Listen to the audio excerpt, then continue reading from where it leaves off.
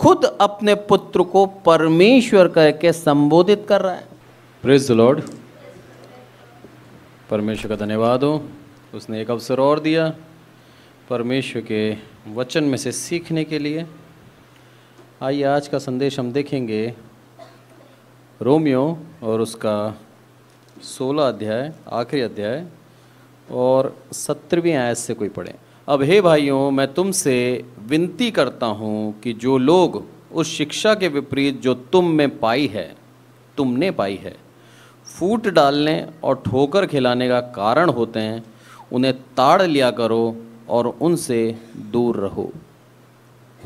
यहाँ पर पौलुस सिखा रहा है कि जो शिक्षा तुमने पा ली उसके विपरीत यदि कोई तुम्हें लेके चलता है तो उसको ताड़ लो। ताड़ लो मीन्स पहचान लो, और पहचान के उससे तुरंत दूर हो जाओ। उसके विपरीत कुछ करना नहीं है, उसके विपरीत प्रार्थना नहीं करनी है, उसके विरोध में हमें कोई कार्य नहीं करना, झगड़ा नहीं करना, हमें कुछ नहीं करना, हमें सिर्फ उससे दूरी बनानी है। एक समय था, मैं आपको बताता हूँ, मैं अपने ऑफिस में बैठा था और 2 व्यक्ति आए मेरे पास और आके कहने लगे कि तुम लोग जो संडे को आराधना करते हो ये गलत है। बाइबल के अनुसार सैटरडे नाइट 12 बजे हमें आराधना करनी चाहिए, क्योंकि 12 बजे प्रभु इतना व्यस्त नहीं होता। रात के 12 बजे सब सो जाते हैं, उस समय आप प्रार्थना करोगे तो आपकी प्रार्थना जल्दी सुनी जाएगी। अब ये तर्क उन्होंने मुझे दिया, ये तर्क बाइबल के अंदर कहीं नहीं लिखा है। मैं देखता रहा उन्हें। मसीह अपने आप को मसीह कहते हैं, ऐसा नहीं है कि कोई गैर मसीह है। मसीह लोग अपने आप को मसीह कहते हैं, और दोनों जवान लड़के थे, उन्होंने ये शिक्षा प्राप्त करी और वो शिक्षा लेके जगह जगह घूम रहे हैं और जितने भी मसीह हैं उन लोगों को बहका रहे हैं। मैंने एक ही चीज़ बोली, मैंने भारत के अंदर तो चलो मान लिया सो गए, अमेरिका के अंदर वहाँ तो दोपहर के 2 बज रहे हैं, दोपहर के 12 बज रहे हैं, वहाँ तो सब जग रहे होंगे, तो प्रभु उनकी प्रार्थनाएं नहीं सुनेगा? शांत हो गया वो। हम जब तक बाइबल का पूरा ज्ञान नहीं प्राप्त करेंगे तब तक हमें कोई भी कभी भी बहका सकता है, ध्यान रखना। एक और उदाहरण देता हूं मैं। कुछ सालों पहले नॉर्थ इंडिया में भी था, अभी सिर्फ साउथ इंडिया में समेट के रह गया। एक ग्रुप है ईसाइयों का, उन्होंने अपना एक ग्रुप बना रखा है। वो ग्रुप क्या कहता है मालूम है आपको? प्रभु यीशु मसीह सिर्फ परमेश्वर का पुत्र है, आप उसको पुत्र की तरह लें और प्रार्थना आप परमेश्वर से करें। प्रभु यीशु मसीह परमेश्वर नहीं है, ये उनका तर्क है। और जगह जगह जाकर वो आयतों को अपने हिसाब से घुमाते हैं और लोगों को भरमाते हैं, और कई हद तक लोग बहक भी जाते हैं। जिसको बिल्कुल ज्ञान नहीं है, जो मसीह में नया नया आया है, जो बाइबल पढ़ना भी स्टार्ट करा है, उस व्यक्ति को यदि आप ऐसी ऐसी आयतें दोगे जो भ्रमित कर दें, उसका गलत मतलब निकाल दें, तो सच में भ्रमित हो सकता है। उसके विषय में भी मैं आपको आयत से बताता हूँ। इब्रानियों पहला निकालें और उसका 5 पहले पढ़ता हूँ, उसके बाद दूसरा पढ़ूंगा। क्या लिखा है यहाँ पर? क्योंकि स्वर्गदूतों में से उसने कब किससे कहा तू मेरा पुत्र है, आज तुम उससे उत्पन्न हुआ, और फिर यह कि मैं उसका पिता होऊंगा और वह मेरा पुत्र होगा। ये कहा परमेश्वर के वचन प्रभु यीशु मसीह के लिए। यह दर्शाता है कि प्रभु परमेश्वर पूर्ण रूप से अपने पुत्र से प्रसन्न है और उसे कहता है तू मेरा पुत्र होगा और मैं तेरा पिता होऊंगा। अब जब आगे पढ़ते हैं हम, तो आप देखिए 8वीं आयत, उसके अंदर लिखा है परंतु पुत्र के विषय में कहता है। पहले उसने पुत्र बनाया प्रभु यीशु मसीह को, उसके बाद पुत्र के विषय में कहता है हे परमेश्वर तेरा सिंहासन युगान युग रहेगा और तेरे राज्य का राजदंड न्याय का राजदंड है। पुत्र के विषय में संबोधित क्या है? हे परमेश्वर। जब भी आपसे कोई ऐसी बात करे, जब भी आपसे कोई ऐसा कहे कि आप जो मानते हो, जो विश्वास करते हो प्रभु यीशु मसीह के ऊपर, आप गलत करते हो, क्योंकि आपको पिता परमेश्वर पे करना चाहिए। प्रार्थनाओं को उत्तर वो देता है। और एक और तर्क जो वो कहते हैं वो ये है कि प्रभु यीशु मसीह खुद परमेश्वर से प्रार्थना करता था, तो आपको भी परमेश्वर से प्रार्थना करनी चाहिए। प्रभु ने ऐसा क्यों करा? उसने एक आदर्श जीवन जिया और उसके आधार पर, ताकि हम मनुष्य जो देह में हैं हम ऐसा जीवन जिए। क्योंकि प्रभु यीशु मसीह देह में था, पर इसका मतलब ये नहीं है कि वो परमेश्वर नहीं था। यहाँ पर साफ लिखा है, हे परमेश्वर। परमेश्वर खुद अपने पुत्र को परमेश्वर करके संबोधित कर रहा है। तो हम कैसे कह सकते हैं कि हमारा प्रभु यीशु मसीह प्रभु नहीं है? वो प्रभु था, प्रभु है, प्रभु रहेगा। इसीलिए मसीह प्रभु यीशु मसीह पे विश्वास करते हैं। यही कारण है कि हम मानते हैं कि हाँ, और जानते हैं कि मेरा परमेश्वर खुद इस पृथ्वी पर उतर के आया हमारे लिए, ताकि हम बच जाएं। आज भी यहूदी हैं और आज भी वो ईसाई ग्रुप जो मैंने आपको बताया था, वो ऐसे हैं जो आज भी परमेश्वर को मानते हैं, प्रभु यीशु मसीह की महानता और प्रभु यीशु मसीह की जो महिमा उसको देनी चाहिए, नहीं देते। अंत आने वाला है, नज़दीक है। और ये लिखा है पौलुस ने कि ऐसे आदर्श जीवन को जियो कि कोई तुम्हें भरमाए तो तुरंत उसको पहचान लो। और ये कब होगा? जब हम सच्चाई से मसीह के पीछे चलेंगे, सच्चाई से बाइबल पढ़ेंगे, सच्चाई से उसकी आयतों को अपनाएंगे और उसके अनुसार अपने जीवन को चलेंगे, तब कोई हमें बहका नहीं पाएगा। बहुत गंभीरता है इसके अंदर। हम मसीह कहलाना बहुत पसंद करते हैं, विश्वास भी करते हैं और विश्वास के अनुसार अपने जीवन को भी चलाते हैं, पर जैसे ही कोई ऐसा व्यक्ति आता है तुरंत मन में शक आ जाता है। एक और बताता हूँ मैं, यूट्यूब पे मेरे को एक ने कमेंट करा कि आप एक चीज़ बताएं मुझे, यूट्यूब पे नहीं, पर्सनल कमेंट करा व्हाट्सएप पे, कि एक चीज़ बताएं मुझे, प्रभु यीशु मसीह 3 दिन के लिए कब्र में गया था, ठीक? तो 3 दिन वो मरा हुआ था, 3 दिन पृथ्वी और स्वर्ग को किसने देखा? दिमाग कहाँ लगाया? देखो कैसे भ्रमित करता है शैतान। प्रभु का वचन कहता है नीति वचन के अंदर, स्वर्ग और पृथ्वी दोनों जगह उसकी आंखें लगी रहती हैं। ओमनी प्रेजेंट बोलते हैं उसको। एक ही समय में सभी जगह उपस्थित रहने की खूबी है मेरे प्रभु यीशु मसीह में। वो ओमनी प्रेजेंट है। एक ही समय में वो इंडिया में भी है, एक ही समय में स्वर्ग में भी है, एक ही समय में अमेरिका में भी है, एक ही समय में पाकिस्तान में भी है, एक ही समय में दुबई में भी है, सब जगह एक ही समय में। ये उसकी खूबी है, खासियत है। हम ये नहीं कह सकते कि 3 दिन साहब वो कब्र में था तो पृथ्वी बिना परमेश्वर की थी। नहीं हो सकता। बिना परमेश्वर की होती ना तो शैतान 3 दिन में पृथ्वी खत्म कर देता। 3 दिन तो बहुत बड़ी बात है। अगर उसको 1 घंटा भी परमेश्वर अपना हाथ हटा ले, 1 घंटे में तबाही मचा दे वो। कैसे कैसे तर्क दिए जाते हैं और मसीह ही दूसरे मसीह का भरमाने वाला बन रहा है। अगर अन्य जाति भरमाएगा तो हम उसकी बात का इग्नोर कर देंगे, कर देते हैं ना, नहीं तेरी बात नहीं सुनूंगा, मेरा प्रभु सच्चा और मैं बाइबल के अनुसार चलता हूं। पर अगर मसीह ही आपको भरमाए तो सोच में पड़ जाओगे। अंत समय है, सतर्क रहें, क्योंकि भीड़ की खाल में भेड़िए घूम रहे हैं, बहुत घूम रहे हैं, जगह जगह घूम रहे हैं। और वो यही चाहते हैं कि एक सच्चा मसीह कैसे दोबारा पापों में आए, एक सच्चा विश्वासी कैसे दोबारा अपनी गलत राह में, गलत जगह पे वापस चला जाए। यही चाहते हैं वो। इसीलिए आपको भरमाते हैं और इसीलिए आपको कहते हैं कि जो कुछ कर रहे हो सब अच्छा है। वही हम सोचने पड़ जाते हैं, हाँ यार सही है। पर यहां पर क्या बोलता है ये कि अब हे भाइयों, दोबारा रोमियो में आए 16 का 17 पढ़ रहा हूं, मैं तुमसे विनती करता हूं। क्या बोल रहा है वो? विनती, एक निवेदन है। कितना प्रेम करता है पौलुस अपने विश्वासियों से। उसका बोलने का तरीका देखो आप, कि मैं तुमसे विनती करता हूं। क्यों विनती कर रहा है? क्योंकि पौलुस ने अपना पूरा जीवन इन कलीसिया के लिए व्यय कर दिया, खर्च कर दिया उसने। जैसे ही उसने प्रभु यीशु मसीह को अपनाया, उसी दिन से प्रभु यीशु मसीह के सुसमाचार को लेकर दुनिया में फैल गया और जगह जगह जाकर सुसमाचार सुनाने लगा। बोलता है मेरा पूरा परिश्रम व्यर्थ हो जाएगा यदि तुम आज मसीह में आके दोबारा पाप करने लग गए तो। कितनी गहराई है इस बात में।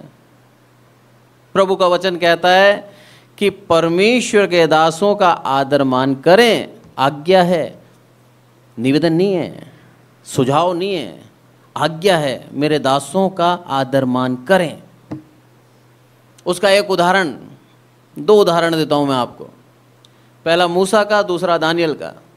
मूसा को उदाहरण से देखते हैं हम, गिनती है उसके 12 अध्याय के अंदर, पढ़ने की जरूरत नहीं है। उसके अंदर साफ साफ लिखा है, मरियम और हारून जो मूसा की सगे भाई बहन थे, वो दोनों भी पवित्र, उन दोनों की प्रार्थनाएं भी सुनी जा रही हैं, उन दोनों को भी परमेश्वर कहता था और वो करते थे, इतने पवित्र थे वो दोनों पवित्र। मूसा जो परम पवित्र था, उसके ऊपर एलिगेशन, एक आरोप लगाते हैं। क्या आरोप लगाते हैं मालूम है आपको? वो बोलते हैं, हे मूसा, तूने एक कुश स्त्री से विवाह करा, मिद्यानी है उसका पिता, वो हमारी जात की नहीं है, और तूने उनसे विवाह कैसे कर लिया? बस ये बोला। और उसके नीचे लिखा हुआ है, यहोवा उनकी बात सुन रहा था। कितना सोच समझ के हमें प्रभु के दासों के लिए बोलना चाहिए। लिखा है वहां पर, यहोवा उनकी सुन रहा था। और जैसे ही बोला, यहोवा ने तीनों को मिलाप वाले तंबू में बुला लिया। बोला तीनों आ जाओ। ये वो समय है जब प्रभु यीशु मसीह आए नहीं थे। प्रभु यीशु मसीह के आगमन के कुछ हजार साल पहले की बात बता रहा हूं मैं। और जैसे यहोवा ने उन तीनों को बुलाया, मिलाप वाले तंबू के अंदर वो गए और द्वार के ऊपर एक बादल के अंदर यहोवा ने उनसे बातें करी। और क्या बोला मालूम है? कि तुम दोनों में से कोई नबी है? हारून और मरियम से। दोनों चुप। बोला मेरा दास मूसा सारे घराने में विश्वास योग्य है, तुमने इसके विरुद्ध में बोलने से पहले डरे क्यों नहीं? आज डरता है कोई? कोई नहीं डरता, कोई भी नहीं डरता। किसी के लिए भी कुछ भी बोल देते हम, सोच समझ के बोले।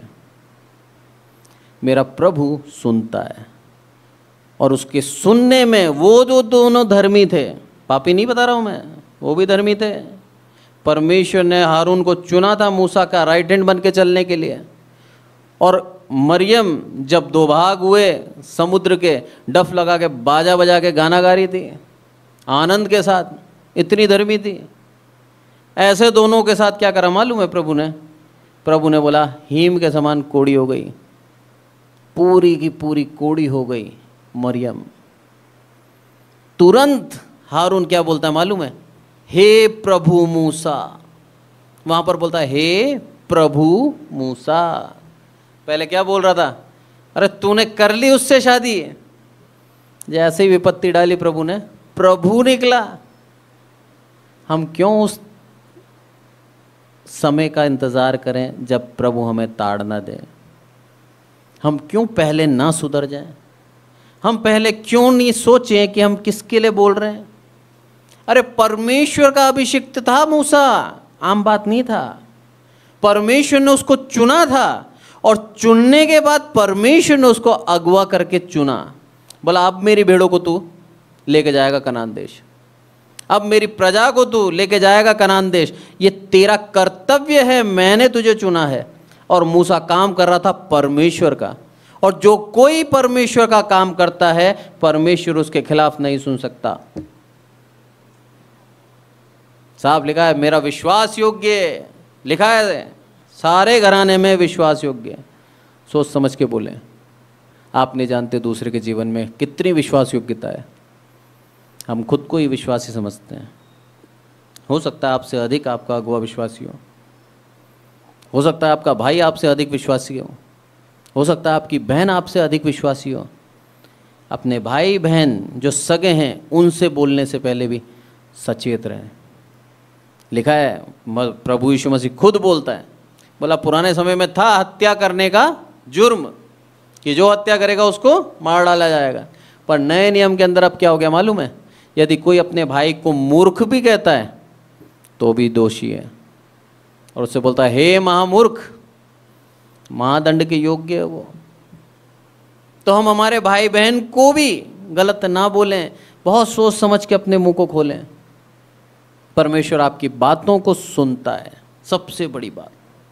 कितनी खुश होने की बात है ना हमें कि मेरी हर एक बात मेरा प्रभु सुनता है। मैं क्या बोलूं? सबके लिए कल्याण बोलूं, सबके लिए आशीर्वाद बोलूं, सबके लिए अच्छा बोलूं, ताकि मेरा पिता परमेश्वर जो सुनता है वो मुझसे खुश हो। जैसे पिछली गवाही में बताया था ना पास्टर अजीत की वाइफ ने कि चुपके से उन्होंने पर्दा खोलकर देखा, और क्या देखा कि फेथ बाइबल पढ़ रही है। सोचा क्या था? मोबाइल देख रही होगी।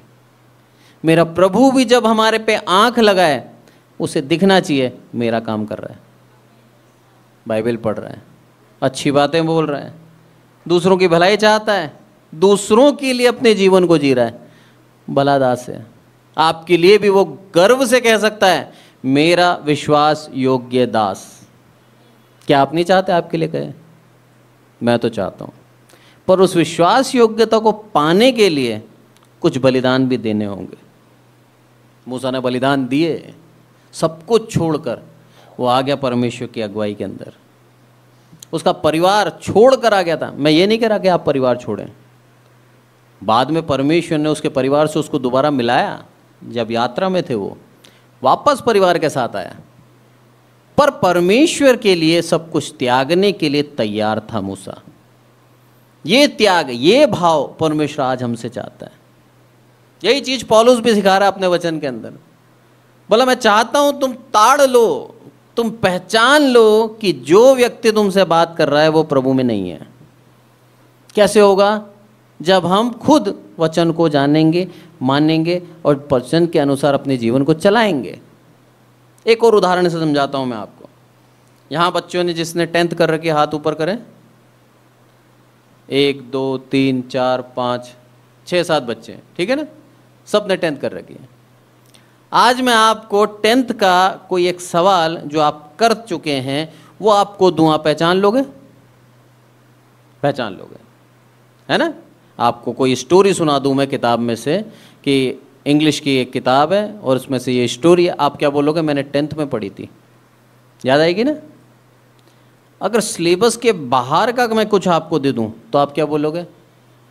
ये सिलेबस के बाहर है सर, हमने नहीं पढ़ा, बोलोगे?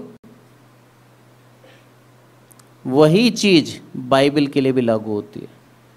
बाइबल पढ़ रखी है आपने तो बाइबल के अंदर का जो है आपको याद रहेगा, और बाइबल का बाहर का अगर कोई आके आपसे बात करता है तुरंत समझ जाना आउट ऑफ द सिलेबस है, मुझे इससे मतलब नहीं रखना, मुझे इसके पास नहीं जाना। उससे तुरंत दूरी बना लें। जैसा मैंने बताया था, मेरे 2 व्यक्ति मेरे पास आके बोलने लगे कि आप चर्च जो जाते हैं संडे गलत है, आप सैटरडे नाइट 12 बजे चर्च लिया करें, 12 बजे आप प्रार्थना किया करें। मैंने मेरे भाई को बुलाया, मैंने कहा 2 महानुभाव आए, इनसे तू भी मिल। वो आया, उसने फिर एक कोई आयत निकाली, फिर उस आयत को गलत समझाया। अब वो भूल गया था कि परमेश्वर के दया से हम दोनों विश्वास के अंदर मजबूत थे। इमैनुअल चर्च की खूबी है, हर एक को सिखाया जाता है बाइबल पढ़ें ताकि कोई आपको भरमाए ना। मेरे भाई ने जैसे ही उसको गलत समझाते पढ़ा, मैं चुप हो गया, मैंने कहा बोलने दो। तुरंत उसने एक और आयत दिखाई, बोला ये पढ़, फिर एक और निकाली, बोला ये पढ़, बोला अब उसको पढ़, समझ में आएगी, गलत सीख रहे हो आप। वो चुप हो गया। उसको लगा आज तक मैं जिन जिन को समझाता आ रहा हूँ उन्होंने मेरे को दोबारा कोई आयत नहीं बताई, पर ये दोबारा आयत बता रहे हैं, इनको ज्ञान है। तुरंत उनसे बोला नमस्कार, आप लोग जा सकते हैं। तुरंत दूरी बना ली। उसके वचन में लिखा है तुरंत दूर कर दो। आपको वाद विवाद नहीं करना, आपको कुछ गलत नहीं बोलना उनसे, आपको उनके साथ लड़ना नहीं है, बस उनको दूर कर दो, क्योंकि आपके वाद विवाद के कारण हो सकता है आपके दिमाग में एक शक छोड़ जाए वो। हमें उनसे दूर होना है बस। शैतान जाता ही हमसे दूर कब है मालूम है? जब हम वचन उसके मुंह पे बोलते हैं। और कोई कारण नहीं है, किसी भी तरीके से हम शैतान को नहीं निकाल सकते, पर वचन बोल दो आप, जाएगा, 100% जाएगा। प्रभु यीशु मसीह की परख से हम देख सकते हैं, भूखे रहने के बाद शैतान आके क्या बोलता है? इस पत्थर से कहते रोटी बन जाए। प्रभु ने क्या बोला? कि परमेश्वर का वचन के द्वारा जीवित रहता है, रोटी से नहीं रहता है। वचन कहा उसने और शैतान चुप हो गया। आपके वचन स्मरण होने चाहिए। इसलिए मैं बहुत अति प्रसन्न हो जाता हूं जब चर्च के बच्चे आके वचन को बोलते हैं। प्रभु तेरा धन्यवाद हो, ये वचन स्मरण कर रहे हैं। ऐसी अवस्था आएगी जब ये इन वचनों के द्वारा उद्धार पाएंगे। हमें भी स्मरण करने चाहिए। हम बड़े हो गए इसका मतलब ये नहीं कि वचन को भूल जाएं, हमें भी स्मरण करने चाहिए। सबसे ज़्यादा परख हमारी ही होती है। आगे जब हम पढ़ते हैं 18वीं आयत, क्या लिखा है? क्योंकि ऐसे लोग हमारे प्रभु मसीह की नहीं परंतु अपने पेट की सेवा करते हैं और चिकनी चुपड़ी बातों से सीधे साधे मन के लोगों को बहका देते हैं। कितना प्यार से पौलुस लिखता है। वो लोग जो बहक रहे हैं उनके लिए भी संबोधित किया है कि सीधे साधे लोग हैं, वो बहुत ही भोले लोग हैं, वो उनको बहका रहे हैं। मुझे याद है जब मैं छोटा था, बहुत से लोग आते थे बहकाने के लिए। ये चॉकलेट दिलाऊंगा, चल वहाँ पर चल, जानबूझ के करते थे। मेरे पापा उनसे बोलते थे इसको बहका के देखो करता क्या है ये। मेरे पिता ने शिक्षा दे रखी थी, बोला नहीं जाना, इसलिए मैं उनको मना कर देता था। ये माँ बाप सिखाते हैं एक तरीके से। वही चीज़ मुझे समझ में आ रही है आज, कि आज भी जो मसीह में हैं उनको बहकाया जा रहा है, उनको चिकनी चुपड़ी बातें, लिखा है ना यहाँ पर, जो आपको पसंद है। एक और उदाहरण से समझते हैं हम। ये बच्चा, ठीक, ये बच्चे की इच्छा है बहुत सी, ठीक, इस बच्चे की इच्छा है एक बहुत अच्छा उज्जवल भविष्य पाए, ठीक है। इसकी इच्छा है कि एक अच्छी नौकरी पाए, इसकी इच्छा है एक तरक्की वाला जीवन इसको मिले। हर बच्चे की इच्छा होती है, कोई नई इच्छा नहीं है। एक और इच्छा है इसकी कि एक बहुत ही महंगी गाड़ी में भी ये घूमे। मान लो ये सारी इच्छाएं इसकी। अब मैं आके इससे बोलूं, बोला बेटा तेरे जीवन में यदि तेरे को आगे बढ़ना है, तेरे जीवन में यदि तेरे को सब चीज़ें पानी है जो तू चाहता है, तो तुझे क्या करना होगा मालूम है? तुझे प्रभु यीशु मसीह के नाम का बपतिस्मा लेना होगा, तुझे बाइबल को निरंतर पढ़ना होगा, तुझे मसीह के ऊपर विश्वास करके आगे की ज़िंदगी मसीह के अनुसार चलानी होगी। अब इसमें कुछ गलत बोला क्या मैंने? सोच समझ के बोलो आप। गलत नहीं है पर सही भी नहीं है। मैंने प्रलोभन दे दिया प्रभु यीशु मसीह को पाने से तुझे तेरी सारी चीजें मिलेगी। प्रलोभन देता ही नहीं है। गलत नहीं था, पर मैंने वो सारी बातें जो ये सुनना चाहता है वही मैंने बोली, एक आत्मिक रूप में होकर, जो कि गलत है। भाव मेरा गलत है कि ये मसीह में अपने जीवन को आगे बढ़ाए, पापों से बचे और उद्धार पाले। ये मेरी सोच अच्छी है पर उसका तरीका गलत है। मैंने इसको क्या बोला? अगर करेगा तो तुझे मिलेगा और नहीं करेगा तो कुछ नहीं मिलेगा। अब इसके पास कोई चॉइस नहीं बची ना, इसकी इच्छाएं हैं, इसको पूरा भी करना है। तो फोर्सली, जबरदस्ती मन को बना के ये वही सारे काम करेगा जो मैंने इससे कहे। और जब इसकी जीवन के अंदर ये वो उन्नति को नहीं देखेगा, वापस पुराने जीवन में चला जाएगा। प्रभु यीशु मसीह में आना, प्रभु यीशु मसीह के अनुसार चलना, ये कोई गारंटी नहीं है कि आपके जीवन को बेहतर बना देगा। साफ सुन लेना, कोई गारंटी नहीं है। कहीं नहीं लिखा आपके जीवन में बहुत आयत का पैसा दूंगा, कहीं नहीं लिखा। आपके जीवन को बचा लेगा, ये लिखा है। अगर हम प्रभु यीशु मसीह के पीछे इसीलिए आते हैं कि हमारे घर के अंदर आशीष आ जाए, हमें गाड़ी मिल जाए, हमारी शादी हो जाए, हमारे को अच्छी नौकरी मिल जाए, हमारे आशीष से भर जाए घर, मत आओ, प्रभु को जरूरत नहीं है। पर यदि प्रभु यीशु मसीह के पीछे इसीलिए आते हैं कि प्रभु मैं पापी था और उद्धार करने की शक्ति सिर्फ तुझ में है, इसीलिए मैं तेरे पास आता हूं, मेरी आर्थिक अवस्था बदले ना बदले, मैं तेरे पीछे चलूंगा, मुझे कुछ प्रतिफल मिले या ना मिले, मैंने तुझे पा लिया। जब इस मन से उसके पीछे आते हैं तब वो हमारे जीवन को बदलता है, चेक करता है हमें, वो बहुत प्यार करता है हमसे, वो बहुत प्यार करता है, वो हमें परखता है। एक उदाहरण समझाता हूं मैं आपको। एक ही परख से मेरे को और मेरी वाइफ दोनों को परखा। देखिए आप, जब हमारी शादी की बात चल रही थी, बात क्या चल रही थी, मैंने सोचा इससे शादी करने के लिए, ये नॉन क्रिश्चियन थी, प्रभु में चल रही थी, 3-4 साल से प्रभु के वचनों को मान कर चर्च में आना, प्रभु के पीछे पीछे चलना, ये सब कर रही थी। और 3 साल बाद जब मैंने सोचा मैंने इससे शादी करूँगा, तो मेरी माँ ने एक ही चीज़ बोली, बोले नॉन क्रिश्चियन है, इसके घर पे मना करके आ, तू इससे शादी नहीं करेगा।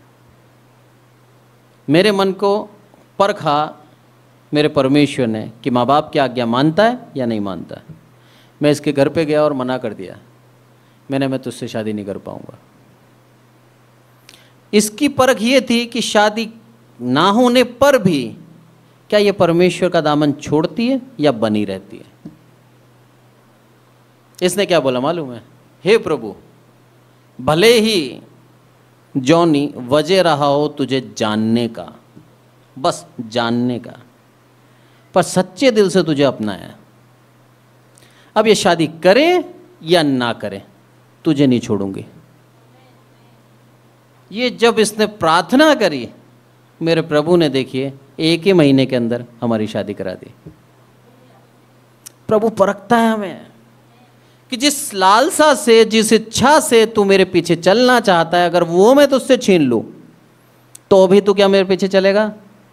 हमें कहना यस, हाँ प्रभु चलूंगा, तब वो हमें वो दे देगा। अब्राहम से बोला अपना पुत्र मुझे बलिदान कर दे, चला गया बलिदान करने, वो पुत्र उसको दे दिया, लिया नहीं उससे, बस उसका दिल देखता है वो। आज हम यदि प्रभु यीशु मसीह को स्वीकार करना चाहते हैं, स्वीकार करते हैं, उसके पीछे जीवन को चलाते हैं, तो वो हमारे दिल को परखेगा। क्या तू मेरे लिए सब कुछ त्याग सकता है क्या। यदि हम बोलते हैं हाँ प्रभु त्याग सकता हूं, तो ही बोलेगा तू मेरे लिए विश्वास योग्य दास है। यदि आज भी हम त्यागने में सोच रहे हैं, प्रभु नहीं बोल सकता। कई बार गलत सिखाया जाता है, उस गलत सीख के कारण भी मसीह में आ जाता है इंसान, और उसके बाद क्या होता है, जब उसको वो चीज़ मिलती नहीं है, वापस चला जाता है अपने पुराने जीवन में। आज मैं बोलूँ कि जो मसीह में आएगा उसको एक कार मिलेगी, मसीह बढ़ जाएंगे ना, हमारा चर्च भर जाएगा, जगह नहीं होगी, बाहर बैठेंगे गार्डन में, वहाँ भी जगह नहीं होगी तो बाहर खड़े रहेंगे। क्यों, कार मिल रही है साहब यहाँ।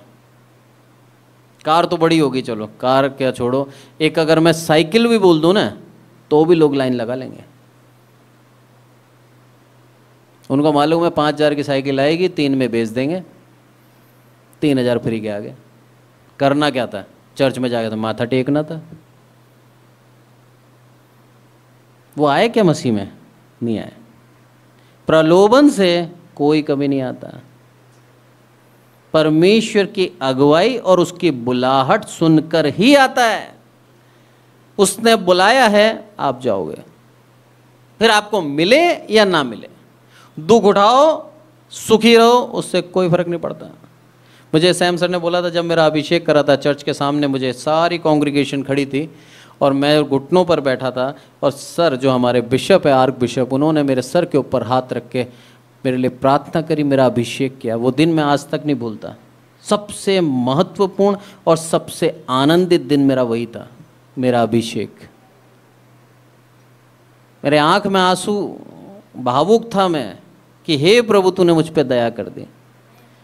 जो मैं चाह रहा था पिछले कई सालों से कि तू मुझे चुन ले, मुझे चुन ले, तूने आज मुझे चुन लिया। उसी दिन मेरे बिशप साहब ने क्या बोला मालूम है? आज से तेरे जीवन में परेशानी बढ़ेगी, कम नहीं होगी। तेरा अभिषेक हुआ है, अब शैतान तेरे पीछे पड़ गया। और अब यकीन मानिए तब से लेके आज तक मेरा जीवन सीधा नहीं चल रहा, ग्राफ ऊपर नीचे ऊपर नीचे, सीधा नहीं चल रहा। और यदि अगर देखा जाए तो मॉनिटर के अंदर यदि सीधी लाइन आ जाए तो इंसान मर जाता है, ऊपर नीचे रहेगा तो जीवित रहेगा। तो मैं जीवित हूँ, किस में? प्रभु के विश्वास में जीवित हूँ। जैसे ही मैं गिरता हूँ मेरा प्रभु मेरे को उठा देता है, मैं विश्वास में बढ़ जाता हूँ। फिर शैतान गिराता है, फिर प्रभु उठा देता है।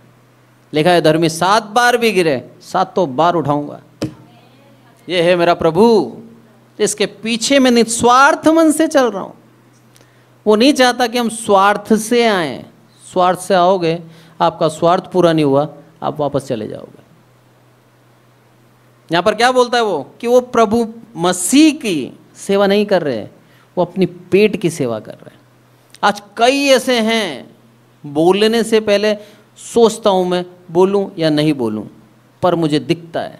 सच में कई ऐसे हैं जो अपने पेट की सेवा कर रहे हैं। दुख की बात है, उस परम पवित्र का नाम इस्तेमाल कर रहे हैं अपना पेट भरने के लिए।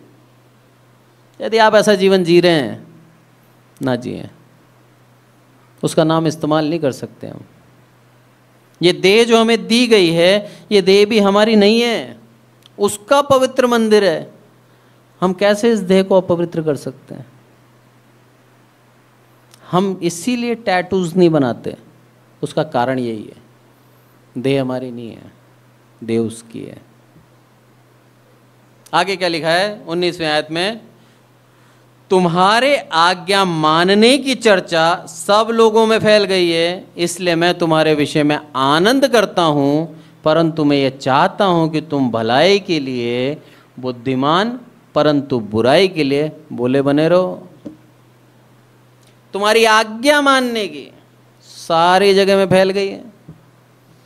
जैसे ही एक विश्वासी विश्वास में बढ़ता है, सब जगह पता लग जाता है। और पता लगते क्या होता है? वहीं से शैतान पीछे पड़ता है। मैं कई बार कॉलेज के टाइम पे जब मैं मेरे दोस्तों के साथ था, लड़ाइयाँ झगड़ा करना, उल्टे सीधे काम करना, तो मैंने कई बार पवित्र आत्मा ने मन में डाला कि इन जीवन से सुधर जा। और सुधरता था, 1 महीने से ज़्यादा नहीं सुधर पाता था। लोग बाग मजाक बनाते थे और सारे बैच के अंदर सब जगह ये गा देते थे, अरे जॉनी सुधर गया, जॉनी सुधर गया, मजाक बनाते थे। तो ये होता है, आप मसीह में चलो, शैतान आपका मजाक बनाएगा। सबको बोलेगा अरे मसीह बन गया, मसीह है ये, हंसी उड़ाएंगे आपकी। उसमें स्थिर रहना है। मैं स्थिर नहीं रह पाया उस समय, मैं दोबारा गलत कामों में चला गया। आज मुझे मजाक बनाते हैं तो मैं गर्व समझता हूँ कि मैं प्रभु तेरे नाम से कोई मेरे नाम मजाक बना रहा है। धन्यवाद हो तेरा, तूने मुझे इस लायक समझा कि मैं तेरे नाम से अनादर हूँ। धन्यवाद हो तेरा प्रभु। हर कोई अनादर नहीं होता, प्रभु जिसको चुनता है वही अनादर होता है। और हम उसका धन्यवाद दें, क्योंकि लिखा है जिन्होंने भी मेरे नाम के खातिर अनादर हुए बड़ा प्रतिफल पाएंगे। तो मेरा प्रतिफल तो इंतजार कर रहा है मेरा। जब तक इस पृथ्वी पे हूँ प्रभु की सेवा करूँ, चला जाऊँ तो मेरा प्रभु मेरा इंतजार कर रहा है। इसलिए क्या बोलता है? बुराई में भोले बने रहो परंतु भलाई में बुद्धिमान बनो। जैसे ही भलाई काम करना है बुद्धि के साथ ये करना है, बुराई आती मैं नहीं जानता साहब, भोले बन जाओ। कोई बोले साहब सिगरेट पी ले, मुझे नहीं आता। कोई बोले दारू पी ले, मैं नहीं कर सकता। कोई बोले गुटखा खा ले, मैं नहीं कर सकता। भोले बन जाओ, मुझे आता ही नहीं है। कोई बोले इसकी मदद करें, हाँ ऐसे करेंगे तो ज़्यादा अच्छा होगा। कोई बोले उसको कपड़े दे दे, हाँ मेरे भी ले जा, तुरंत भलाई, बुद्धिमान बन जाओ और ज़्यादा से ज़्यादा भलाई करो। पर जैसे ही बुराई का करना टाइम आए, अपने आप को पीछे खसका लो। प्रभु यही चाहता है आपके और मेरे जीवन से। उसके लिए सब एक बराबर हैं, उसके तराजू में सब एक बराबर हैं, कोई बड़ा कोई छोटा नहीं है। यही उसकी खासियत है। धर्मी हो अधर्मी हो, पापी हो दुष्ट हो, या फिर कितना ही बड़ा सच्चाई पे चलने वाला एक विश्वासी हो, सब उसकी नज़र में बराबर है। वो सबके लिए सलीब पर मरा। ऐसा नहीं है कि सिर्फ कुछ लोगों के लिए मरा, सबके लिए मरा। इसलिए सबको बराबर प्यार करता है, सबको बराबर मौका देता है, सबके जीवन को वो चाहता है कि वो बुराई छोड़कर सच्चाई के पीछे चलें और स्वर्ग राज्य के भागी हों। सबके लिए चाहता है। कहीं से कहीं तक उसके दृष्टि के अंदर ऐसा नहीं है कि ये खूबसूरत को ले लूं, मध्यम दिखने वालों को ना लूं, गोरों को ले लूं, सांवलों को ना लूं, ऐसा भी नहीं है। सबके लिए बराबर। उसको शक्ल से कोई मतलब नहीं है, वो दिल देखता है। आपका दिल पवित्र है, नम्र है, आपका दिल दुष्टता नहीं सोचता, आप उसके राज्य के योग्य हो। पर आपका दिल कुछ और करता है, आपकी जुबान कुछ और करती है, तो दोनों को एक कर लें। यही सिखा रहा है पौलुस। बोला वही लोग हैं जिनका दिल के अंदर कुछ और है और मुंह पे कुछ और है, चिकनी चुपड़ी बातें करके तुम्हें फिसला रहे हैं। आज आपको प्रलोभन दे दो, इमैनुअल चर्च छोड़ दीजिए, हमारे चर्च में आए, आपको लंदन भेजेंगे, क्या इच्छा होगी? 6 महीने जाके देखते हैं, अगर नहीं भेजा तो वापस पुराने चर्च। मनुष्य है ना हम लोग, अच्छी बात है, आप ऐसे नहीं हैं, पर मनुष्य ऐसे ही सोचता है ना कि लाभ उठा लेते हैं। दिल से तो हम इमैनुअल के हैं, शरीर से वहां के हो जाते हैं। प्रलोभन, चिकनी चुपड़ी बातें, वो बातें जो हर एक इंसान चाहता है, वही करते हैं। आके मेरे को बोले मेरे चर्च का पास्टर बन जाओ, आपको अमेरिका भेज देंगे। क्या सोचूंगा? वाह प्रभु तूने मेरी प्रार्थना सुन ली, तुरंत आपको नमस्ते करके बोला अगली वहाँ मिलेंगे। ऐसा कर दूं तो प्रभु क्या बोलेगा? चुना कहाँ के लिए था, वहाँ क्यों गया, मेरी योजना थी क्या? अगर उसकी योजना है आप जाओ, उसकी योजना नहीं है और आप अपने स्वार्थ को पूरा करना चाहते हो, प्रभु आपको नहीं छोड़ेगा। प्रभु प्यार करता है, इसका मतलब ये नहीं कि ताड़ना नहीं देता, ताड़ना भी करता है। जो ज़्यादा अच्छा बच्चा होता है वो थोड़ा सा भी बिगड़े, माँ बाप तुरंत टोक देगा, टोकते हैं ना। पर जो पहले से ही बिगड़ा हुआ है, सुनता ही नहीं है, वो एक और काम नहीं कर रहा, क्या बोलोगे? बाढ़ में जाता, ये नहीं मानेगा, ये ठोकर खा के ही सुधरेगा, अभी नहीं सुनेगा। ये मनुष्य का भी नेचर है, यही मेरे परमेश्वर का नेचर है। मेरा परमेश्वर भी हमारे अनुचित कामों के लिए हमें छोड़ देता है। वचन कहता है, भला मैंने त्याग रखा है उन्हें, त्याग शब्द लिखा है, त्याग कितनी बड़ी बात है। उसने त्याग दिया हमें, भला जा बुराई कर ले, जा नशा कर ले, जा अभी व्यभिचार कर ले, जा चोरी कर ले, जा तेरी मर्जी पड़े जो कर ले, मैंने तुझे त्याग रखा है। पर तेरा इंतजार कर रहा हूं क्योंकि मैं तुझसे प्रेम रखता हूं, तू वापस मेरे पास आएगा। यदि वो उस प्रेम के खातिर हम नहीं बदले आज तक, तो आज बदल जाएं। बहुत प्रेम रखता है हमसे, वो चाहता है हम स्वर्ग राज्य मिले, वो यही चाहता है। इसलिए पौलुस समझा रहा है यहाँ पर, उन झूठे अगुओं से बच जाओ और ताड़ लो और उनसे दूर हो जाओ। और लास्ट में क्या बोलता है? हमारे प्रभु यीशु मसीह का अनुग्रह तुम पर होता रहे। यही है आज का मैसेज, हमारे प्रभु यीशु मसीह का अनुग्रह तुम पर होता रहे। कब होगा? जब वो हमारे लिए कहेगा ये मेरा विश्वास योग्य दास है, तब आपके ऊपर अनुग्रह सदैव बना रहेगा। आपके ऊपर से अनुग्रह कोई हटा नहीं सकता। और कितना आशीषित व्यक्ति है वो जिसके ऊपर उसका अनुग्रह बना रहे। कितना धन्य व्यक्ति है वो, कितना हम उसको धन्य कहेंगे कि जो प्रार्थना करता है प्रभु उसकी सुन लेता है। उसके बच्चों को एक अच्छा भविष्य दिया, उसको खुद को एक अच्छा भविष्य दिया, सब कुछ दिया, उस प्रभु की करुणा, उस प्रभु के अनुग्रह से। ये परमेश्वर की एक दया है हर एक विश्वासी के ऊपर। आइए प्रार्थना करें। हे हमारे प्रभु, हम सबको संभाल कर रखते हैं, इसलिए आपका धन्यवाद मेरे प्रभु। सारी आदर महिमा आपको देते हैं। विशेष करके प्रार्थना करते हैं मेरे प्रभु, आज उपस्थित हर एक विश्वासी आपके हाथों में सौंपता हूँ। मेरे सबको मेरे प्रभु आशीषित करना, आपका अनुग्रह सबके ऊपर बना रहे। साथ ही प्रार्थना करता हूँ मेरे पुत्र जस्टिन के लिए, जिसको 103 बुखार है मेरे प्रभु, पर आपके दया वाले अनुग्रह पे मैं आप उसको छोड़ कर आया हूँ। उस बच्चे को ऊपर दया करना, ठीक करना मेरे प्रभु। वापस जब घर जाता हूँ वो बच्चा मेरे को ठीक मिले। सिर्फ आपकी दया, आपका अनुग्रह से ये हो सकता है, हमारी कोई योग्यता नहीं। आपका वचन कहता है, पौलुस खुद कहता है, सदैव प्रभु यीशु मसीह का अनुग्रह तुम्हारे साथ बना रहे। यही मेरे प्रभु आज मैं इन कलीसिया वालों से कहता हूँ, और यही अनुग्रह आप मेरे ऊपर भी बना है मेरे प्रभु। ये पूर्ण विश्वास करता हूँ, उसी अनुग्रह के तहत मेरे बच्चे को आप ठीक करेंगे, चंगाई करेंगे। आदर महिमा आपको देते हैं मेरे प्रभु। हम घटें आप बढ़ें, प्रभु यीशु मसीह के नाम से मांगते हैं, आमीन। और अब हमारे प्रभु यीशु मसीह का अनुग्रह, पिता परमेश्वर का प्रेम, पवित्र आत्मा की सहभागिता हम में से प्रत्येक के जीवन के अंत तक होती रहे। आमीन, आमीन, आमीन। Praise the Lord. Thank you. परमेश्वर की दया से पिछले हफ्ते मैं गया, आप लोगों की प्रार्थना से सेफली गया, सेफली आया। गाड़ी से ही गया था, और इतनी बारिश थी, ऐसा लग रहा था पानी बाल्टी से मार रहा है कोई आगे से पर विजिटिंग करी संडे वाली। यहाँ को हम शाम को 6 बजे गए और डूंगरपुर पहुँचे हम लोग 12:15 बजे रात में पहुँच गए थे।